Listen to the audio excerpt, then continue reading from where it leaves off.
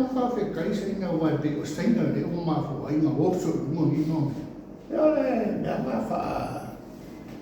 fa politiki fa papa.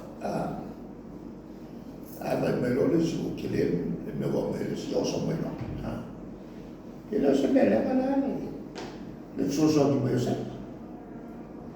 Ai fa che voi a uscare. Ua foi agua e mare la ko. Fin malo e o me le se le mi so na ki se me le. Ma per me le sai le che vai che ne ti taia da tu no. Ole mea ia sa masanga o fala loa le mangaku o le o mebe o malo ki kele ele kau ka malo ni kako o ma faeses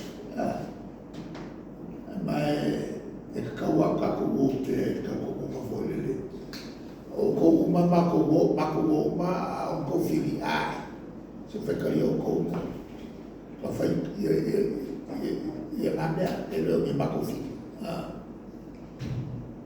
mai foi la poia era como ele e ka ya sa o mai a parcela que ela mala kalia ole quella che kilo le po poi se malo a Galileo e fai il bene ole stecchi un che lo capi mo fa usare sa ole voi le culla male ole caco che le i bacchieri lo vai uso ya pa sempre ya pa ama ya ke me fo o le ya me lo ya sa lo bella el que buena ele compa que saca la mai la compa América ele fa chiola ya o malo e su mai coupe mai sa fa male ko fa le ngana ka o ele ya ni fai no fa ko o ka ko fai ala ka kara ko fa ko fai os cari o mai fai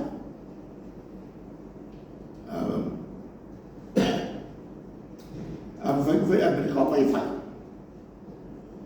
le mai fai ai fatti ele lo fa sempre quella bafo fondo e sa proprio o va copiare o le cuffie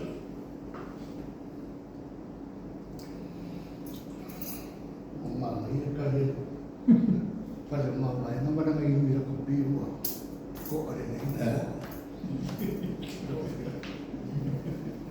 che le calcoli noi vai ya voglio parlare ele tambor do kai e poi che si riesce a correre alla vai guarda che fa mangi a io vale o vengo la conversazione e vai cali no vai fala o cui qual é você vai lá a o ferma e o foi lá em private em games o daí foi amai ko ina mai ro maku ai o re fo na ko amaku re kala fu mai le ya ale la ko mi i aso sa ngana le kula me che le na ka o le wa ko per me uska oro mai mo ki ko ila amai la na ko kere ka yo fa le mo mai la au ka o mai o ke le fo ko le mo mai fela moi per baro moi voleva fare ya fare e che vuoi vai là mo massima mo causa era la come fare che mi a fare le confirma vele ko pikele. Peli mai milhão peu.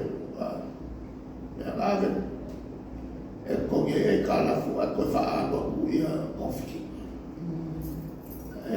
E ko va a me kupio me kupio na. For ma. Ave no a me vela. Wa kele a o para mo e fai uma e o vou ter condicionar com o bebê. Aquilo que me quase vela faz lá com o fana. E é que o que quilo ia ele moço foi